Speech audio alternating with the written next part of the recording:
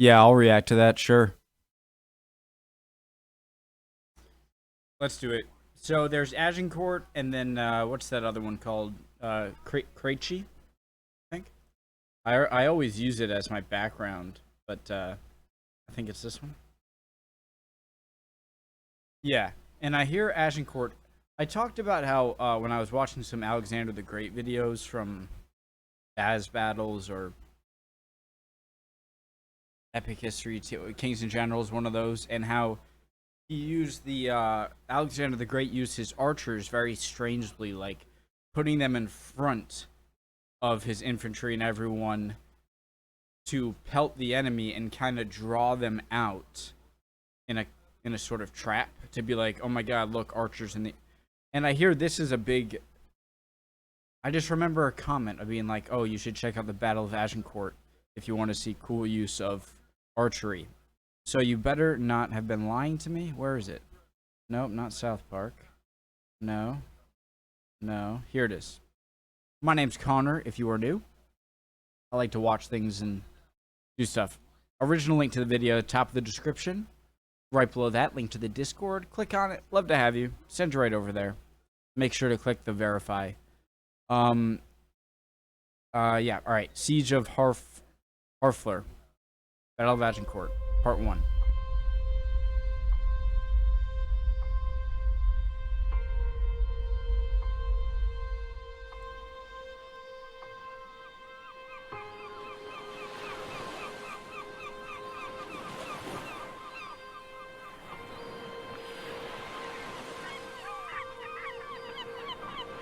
Such a good On channel. a warm August morning, clear sky above the coast of Normandy announced the start of a pleasant summer's day.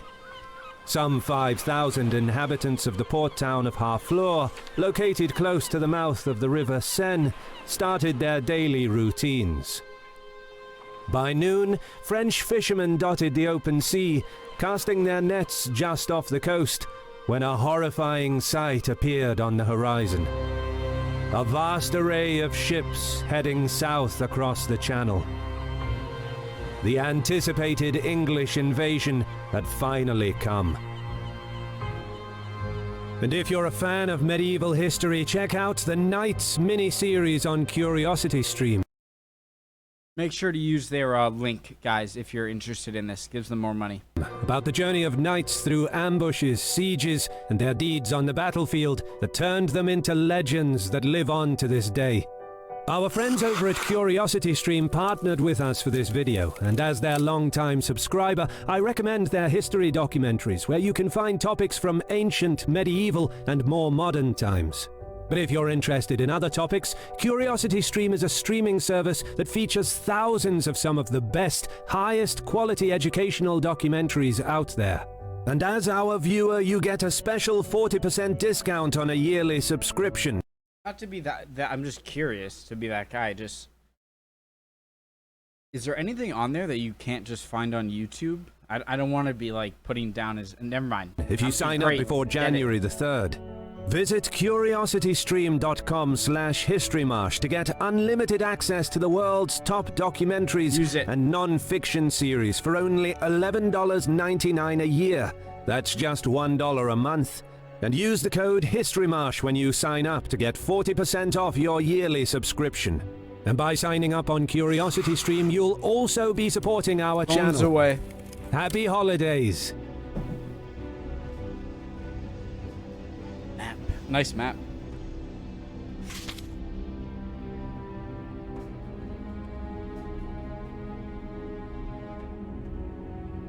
The great victories at Crécy and Poitiers had brought vast expanses of French territory under the English crown. This apparently endless war that began in 1337 was fought over English claims to the French throne and various English possessions within France. But in the years since, most of these lands were lost through a lack of determined initiative and the distraction of dynastic squabbles at home, as well as the dark legacy of the Black Death that disrupted the social fabric of most of Europe. By the early 15th century, only a patchwork of French territories were still under English control. And now, in 1413, the 26-year-old Prince Henry V became the new King of England. Having inherited the throne from his father, who overthrew the prior King Richard II, Henry's position as ruler was far from secure in the early years of his reign, as sections of the nobility viewed him as the son of a usurper. Conspiracies soon arose against him. Although uncovered and ruthlessly suppressed, the political discord and tension between the nobility and the royal house was laid bare. Nevertheless, Henry saw an opportunity to both further reassert his authority at home and realize his ambitious plans abroad by looking across the Channel. France faced its own political crisis. King Charles VI's insanity weakened the kingdom, leaving the affairs of the state unattended, resulting in a power struggle among the nobility. This was the perfect moment for Henry to press his claims. He not only demanded Aquitaine and the lands ceded to the English at the Treaty of Bretigny, but also laid claim to former Angevin holdings of Treaty of Bretigny, 1360 AD, ratified as Treaty of Calais. Large portion of France ceded to England, vast ransom of 3 million crowns, arranged for King John II of France. It's strange how, so this part of France, the peninsula, is called Brittany. Does that have any, does that have any attachment to why Britain was of Brittany, Normandy, Maine, Anjou, and Touraine, as well as Flanders, which has never been in English hands. In addition, the French were to pay the outstanding 1.6 million crowns from the ransom of John II, captured at the Battle of Poitiers in 1356, and Henry would get Princess Catherine's hand in marriage, King Charles' young daughter, along with a dowry of 2 million crowns. For some perspective, the price of a warhorse would have been around 80 crowns. So the total amount of 3.6 million that Henry asked for could buy 45,000 warhorses, an amount close to $550 million in today's money. In return, the English king would renounce his claim to the French throne, inherited from his great-grandfather Edward III, who was a maternal grandson of the former French king Philippe IV. Unsurprisingly, the government of King Charles, dysfunctional as it was, would... let me go back and just...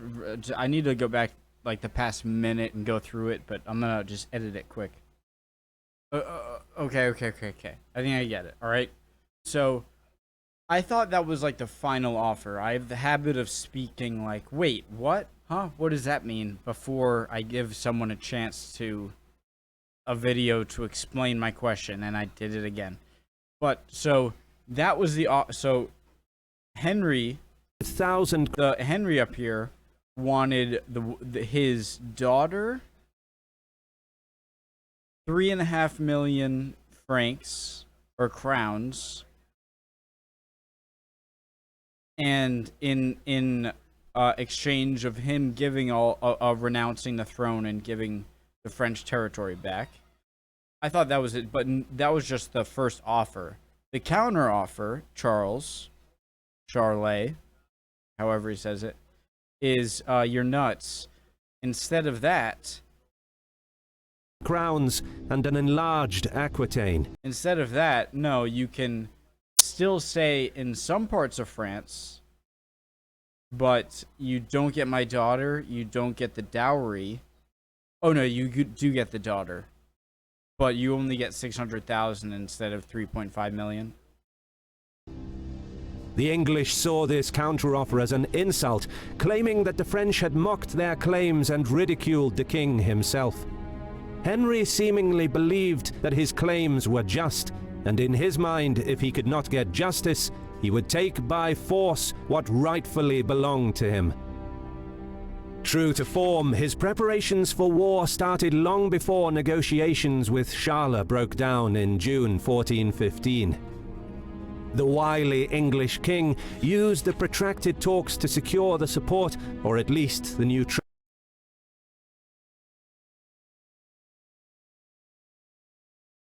Does that mean like clever? Practical? Wily. Definition. Skilled at gaining an advantage, especially deceitful. Okay, that makes sense. I gotta move this to... There we go. Neutrality of John the Fearless, Duke of Burgundy, which would deprive the stately English king, used the protracted talks to secure the support, or at least the neutrality of John the Fearless, Duke of Burgundy, which would deprive the French coast of maritime protection. And on August 11th, with fair wind, the English fleet set sail for France. The first... Usually my brain picks a side, but like, it's kind of neutral. Objective was Harfleur. The fortified port had long been a thorn in England's side, serving as a base for frequent raids along the south coast. Capturing it would thereby reduce the threat against English ports and would serve as a vital base of operations into France, along with Calais, situated further up the coast. Is that current-day Le Havre? On the afternoon of August 14th, King Henry's army landed near the mouth of the River Seine.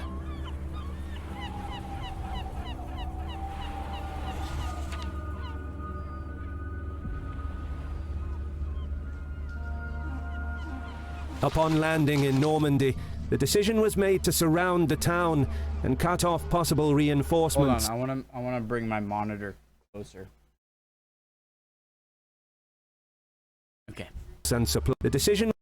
English army under Henry V Lancaster. Total strength 11,300. Men at arms. So I'm guessing that's infantry, like with swords. 2,300. So you're down to 9,000. So it's just 2,300 like foot soldiers and 9,000 bowmen. A lot of bowmen. Okay, maybe you guys are right. Was made to surround the town and cut off possible reinforcements and supplies. Okay. Henry's brother, Thomas, Duke of Clarence, was sent to block off the eastern approach, while the king remained to deploy the main body of the army. Siege weapons and 12 guns had to be brought closer to the walls to be effective against Harfleur's strong defenses. The town, with its 5,000 inhabitants, was protected by 4.5-meter thick walls, water defenses, and 24 towers, with a well-defended port and a garrison of 250 men. In his message, Henry demanded surrender, attempting to instill fear in the minds of the populace by citing a biblical law that gave him the right to put the townsfolk to the sword if they refused to yield, due to his right to the French throne. The Bible says I can do it. Just give up. Meanwhile, as Thomas advanced to surround the town on the landward side, a relief force appeared.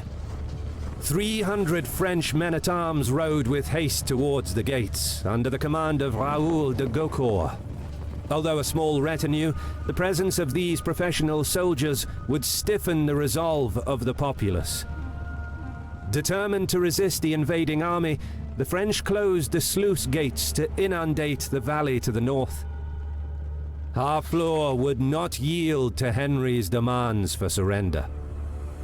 Soon after, the English siege train unleashed hell on the town. Over the course of a few days, the bombardment inflicted significant damage to the walls and towers, with some projectiles reaching buildings in the middle of the town.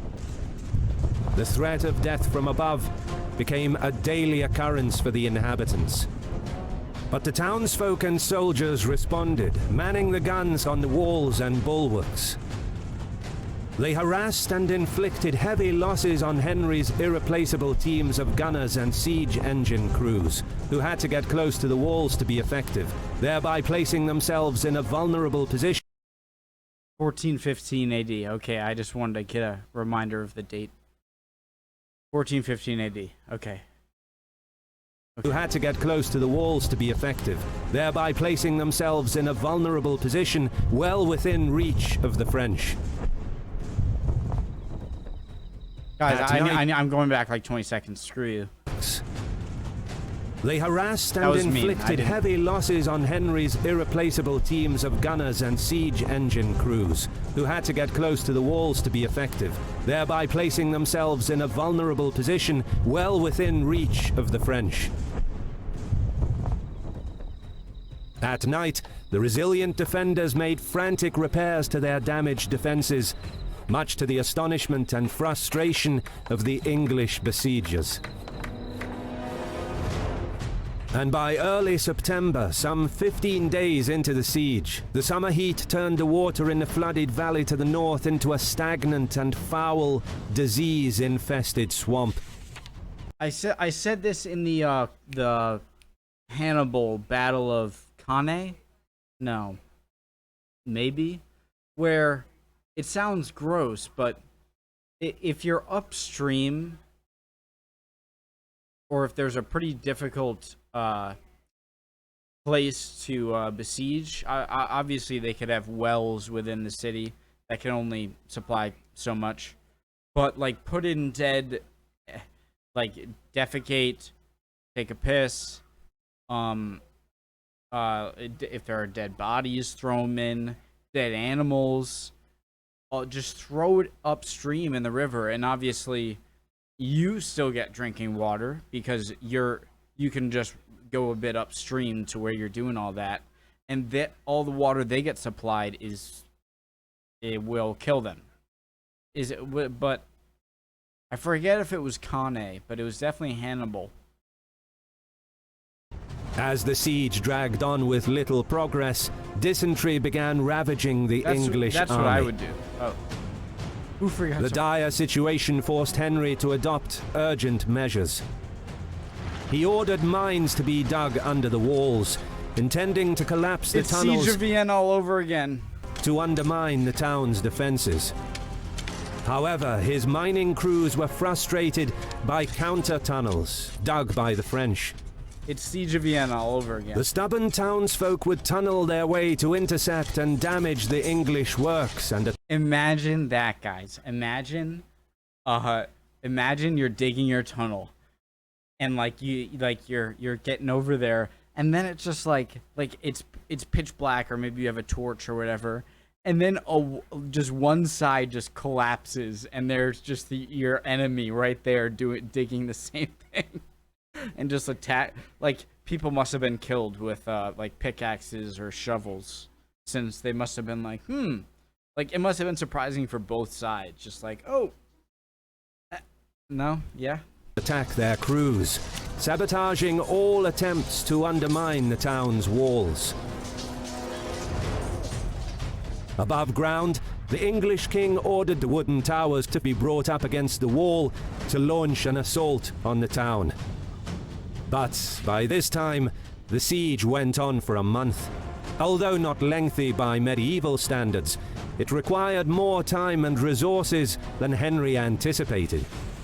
Unsanitary conditions, polluted water supplies, and, as suggested by a contemporary chronicler, bad effects of unripe fruit, grapes, and shellfish sapped the English army. Ooh, shellfish. And having thousands of men, horses, and other animals in close proximity, along with the waste they produced. I wonder if like you added up, you counted up every single death in warfare or like in armies over history, like every death. I think casualty can mean death or whatever. I wonder like how much died from actual being killed by the enemy, whether it be a mine, an airstrike, bombardment, being shot, stabbed, or whatever, and how many died from disease. And I'm assuming the disease is a bit higher, but I really would wonder the ratio. Is that just me? Creators and other animals in close proximity, along with the waste they produced, created conditions that were ripe for infections. Sorry. And having thousands of men, horses, and other animals in close proximity, along with the waste they produced, created conditions that were ripe for infections. The outbreak of dysentery caused the death of many, while many more fell ill. Earls, knights, esquires, and archers alike were incapacitated, with many granted permission to return by ship to England to recover once the siege was over. However, reports of What's going on? Are you shot? Get back in there. No, sire, I'm pooping blood. Alright, get on the relief ship. Get back. dysentery and Harfleur indicated that the siege began taking its toll on the town as well. Does anyone laugh at my jokes? Despite privations, bombardment, and disease, the defenders rallied, launching a sortie on the English siege works. Led by Gaucourt, the French men-at-arms set fire to Henry's siege bastion before retreating to the safety of the defences. The English now faced the prospect of a prolonged stay under the walls of Harfleur. For Henry, it was now or never. I thought this was the big battle with that was like famous for longbowmen. Where are they? The king launched a desperate assault on the bulwarks outside the main gate, supported by a constant rain of arrows. English bowmen managed to set fire to one of the towers using flammable arrows, which Hey, I thought that was all a movie fake. I thought they didn't actually do that. English bowmen managed to set fire to one of the towers using flammable arrows, which gave the dismounted men-at-arms the upper hand. Fierce fighting ensued as the French attempted to drive the English back. But the invaders took control of the gate fortifications, forcing the defenders to retreat into the town. On the following day, the king demanded surrender for the second time. Again, he was rejected. Frustrated, Henry sounded the trumpets for the troops to prepare a full assault, ordering the remaining guns to maintain a steady bombardment and not allow... Question, guys. So if you're in this situation, right, and you are in the you're French, you're defending, right? You're on you're inside the walls of a city that is being besieged. Do you move all of like the women and children and old people and sick to like the back of it, or do you have them escape out, or do they not even think of that and just like say the mining or whatever is successful in undermining the foundation of a wall, and that wall collapses and the English rush in? Are they going to encounter at this point, after they've been fighting for hours, if not days, and encounter like families and whatever, or are they already like everyone's in the community center or the town hall or whatever, you know? The defenders any sleep. Frightened of the prospect of the town being taken by storm, with the biblical law permitting the slaughter of the inhabitants if they refused to surrender, sections of the population wavered. Although he was determined to take the town by storm, Henry was relieved when the defenders agreed to open negotiations. Talks continued for 2 days, until, on September the 18th, town officials agreed to yield Harfleur if no relief force came by September 23rd. Raoul de Gaucourt sent messages out, but received word that the French army had not yet gathered enough troops to give battle. No help would come. With no other choice, the Lord of Gaucourt surrendered the town on September 22nd.